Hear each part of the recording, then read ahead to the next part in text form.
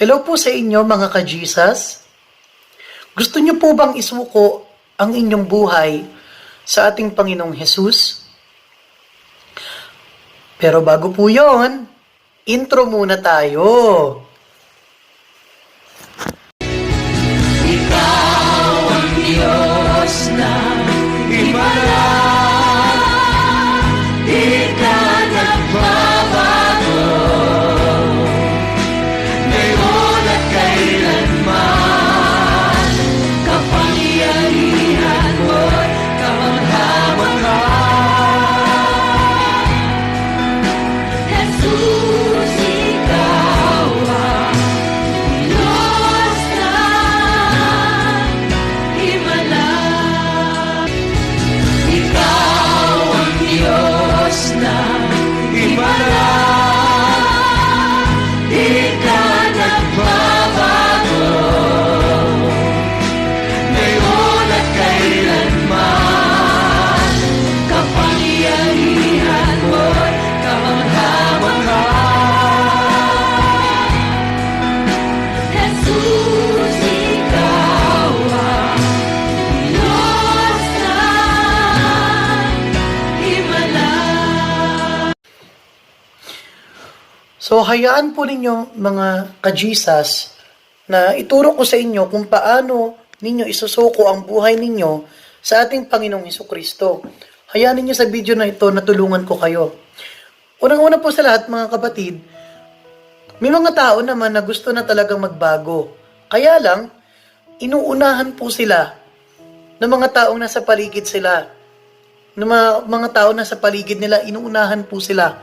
Katulad na lang ng salitang, hindi ka na magbabago, hanggang diyan ka na lang, hindi mo na kaya, wala ka ng pag-asa, hindi ka na mapapatawad ng Diyos sa mga kasalanan mo, marumi ka. So alam po ninyo mga kapatid, ito pong isipin nyo. Yung mga taong nagsasabi sa inyo ng ganyan, sila lamang po ay nilikha ng ating Panginoong Diyos. Ito ang isipin nyo, kanino ka maniniwala? Doon sa taong nilikha o sa naglikha na walang iba kundi ang ating Diyos? Kanino po kayo maniniwala?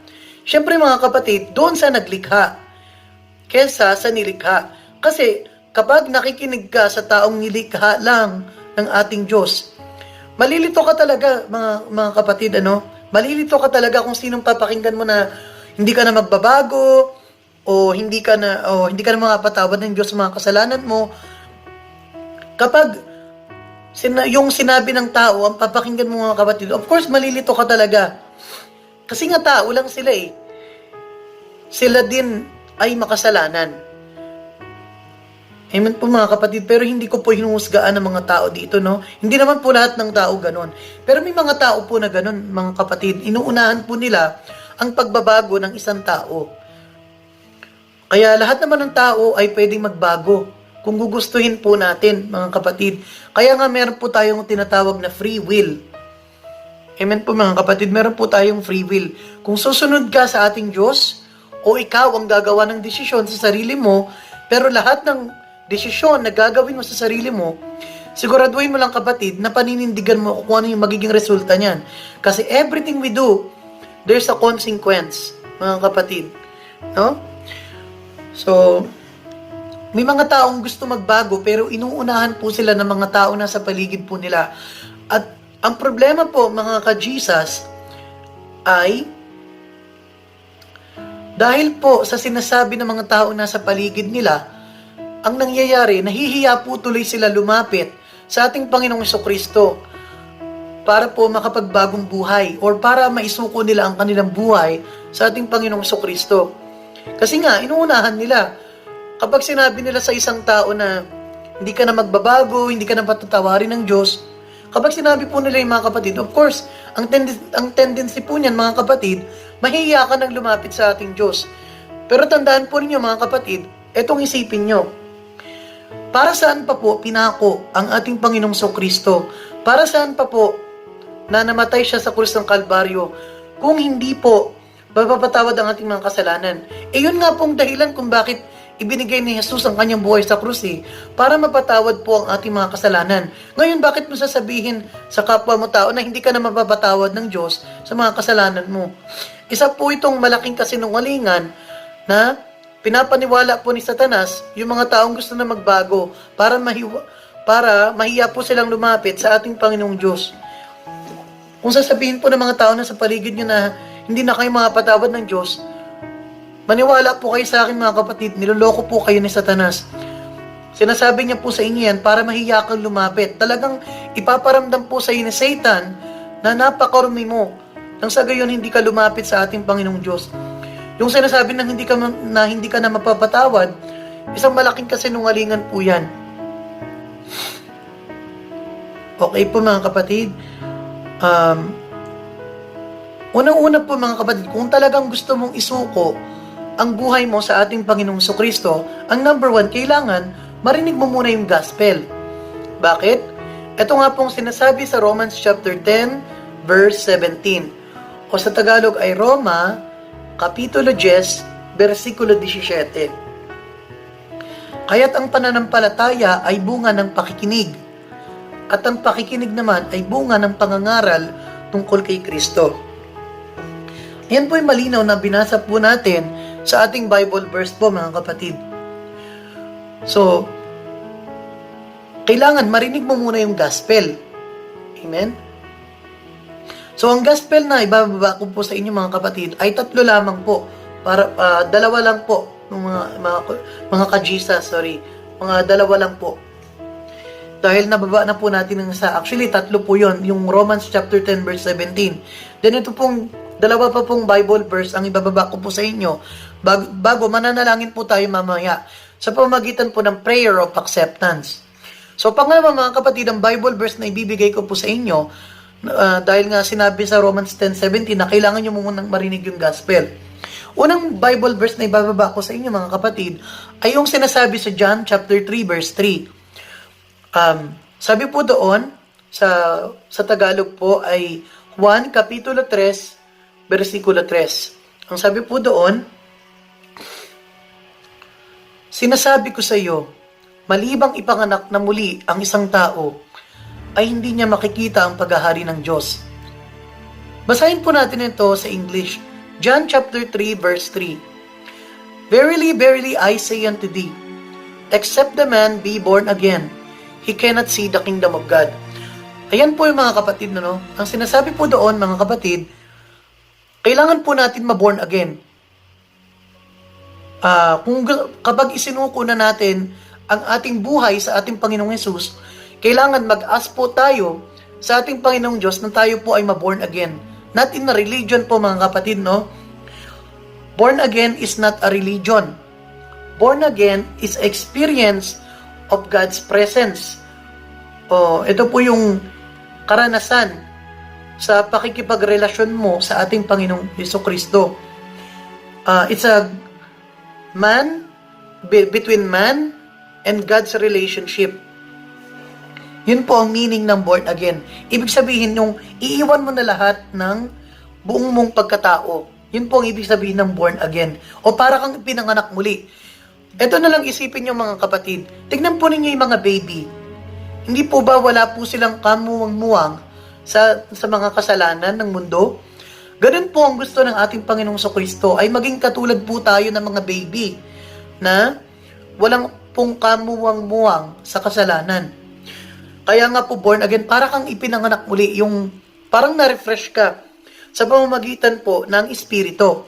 Ito nga po yung sinasabi sa John chapter 3 verse 6. Sabi po doon, 1 Kapitulo 3, versikulo 6. Sabi po doon, ang ipinapanganak sa laman ay laman, at ang pinapanganak sa Espiritu ay sa Espiritu.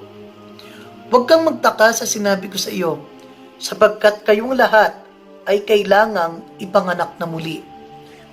Again mga kapatid, kailangan you must be born again, sabi doon sa English po mga kapatid. Kailangan po natin ma-born again para maisuko po natin ang buhay sa ating Panginoong Jesucristo.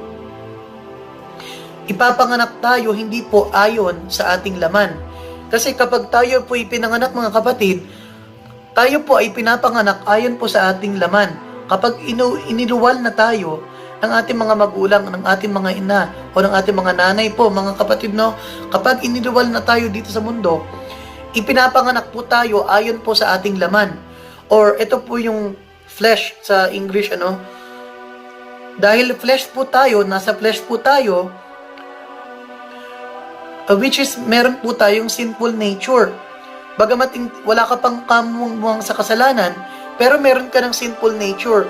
Dahil nga po yan, nung nagkasala sina Adan at Eva, nagkaroon po tayo ng sinful nature, mga kapatid. Dahil nga meron po tayong sinful nature, kailangan po natin ma-born again. O kailangan natin ipanganak ayon po sa Espiritu. Magkaiba po ang kapanganakan ayon sa laman, at iba po ang kapanganakan ayon po sa Espiritu. Kapag ipinanganak ka na sa Espiritu, magkakaroon ka na ng relasyon sa ating Panginoong Jesucristo, at higit sa lahat mga kapatid, marireceive mo na yung banal na Espiritu. So yun po ang pinakamahalaga mga kapatid, para maisuko mo yung buhay mo sa ating Panginoong Jesucristo, or para matalikuran mo na lahat ng mga kasalanan mo, ay kailangan mo yung banal na Espiritu, mga kapatid. Kailangan mo po yung banal na Espiritu.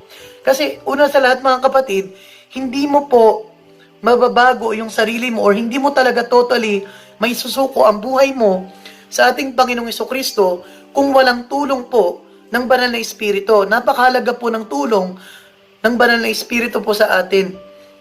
Dahil nga po meron tayong sinful nature, may tendency po mga kapatid na bumalik pa rin po tayo sa ating mga gawain, oras na isunuko natin ang buhay natin sa ating Panginoong Jesucristo.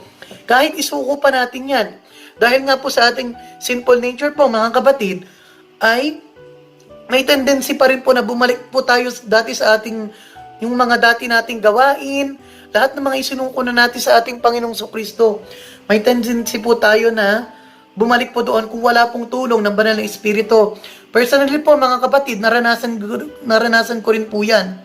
3 beses po ako nag-backslide po mga kapatid. So hindi ko na po pahabain po mga kapatid, ano?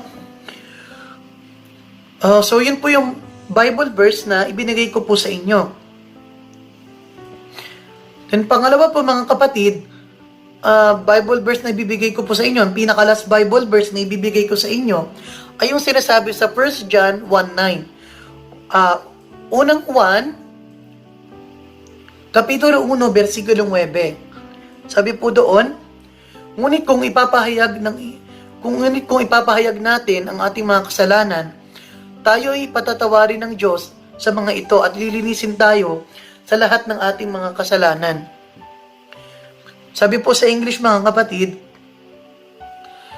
if we confess our sins, He is faithful and just to forgive us and cleanse us for all our unrighteousness. Amen po mga kapatid. Yun po sinasabi ng Bible.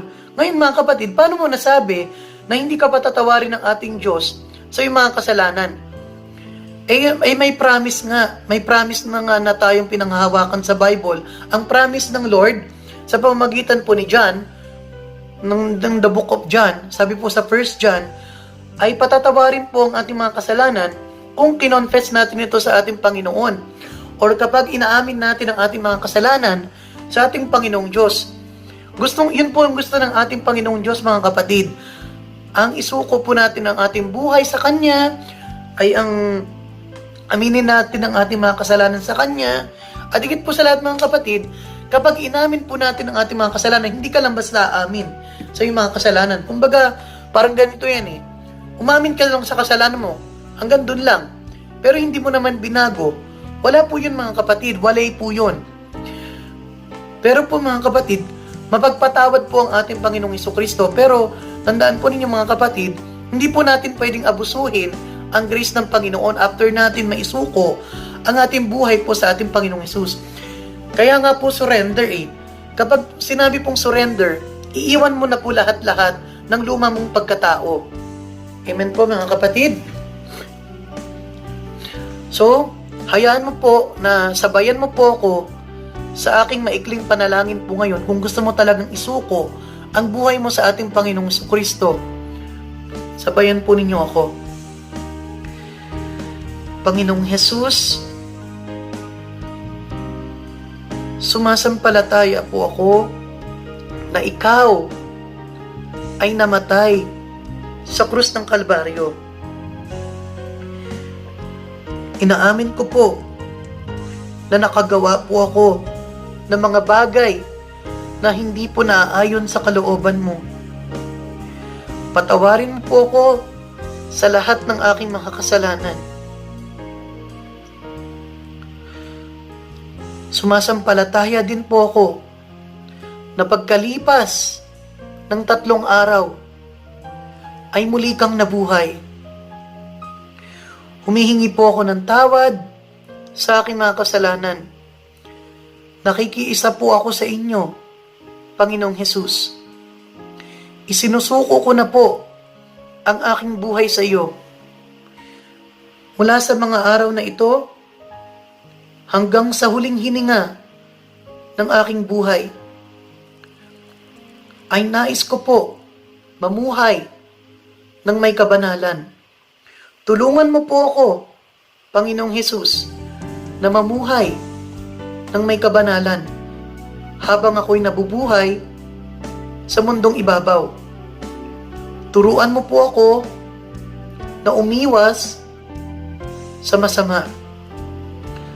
Mula sa araw na ito, ay tinatanggap po kita bilang aking sariling Panginoon at sariling tagapagligtas ng aking buhay. Patawarin niyo po ako sa lahat ng aking mga nasabi at mga nagawa na hindi po naging kalugod-lugod sa iyo. Linisin po ninyo ako ng inyong banal na dugo na dumaloy sa krus ng Kalbaryo. Ito po ang aking samot dalangin sa pangalan ng Ama, ng Anak, at ng Banal na Espiritu. Amen and Amen. So kung sumabay ka po sa aking maikling panalangin po, mga kapatid, congratulations ngayon mga ka-Jesus. Congratulations po. Ngayon pa lang ay binabati na kita. Congratulations dahil ang iyong pangalan ay nakasulat na sa aklat ng buhay. So ito lamang po ang aking may share po ngayon. Huwag po ninyong kakalimutan mag-like, share, comment, and subscribe. At pindutin po ninyo ang notification bell upang ma-update ka sa aking mga videos. Maraming salamat po. God bless, mga ka-Jesus.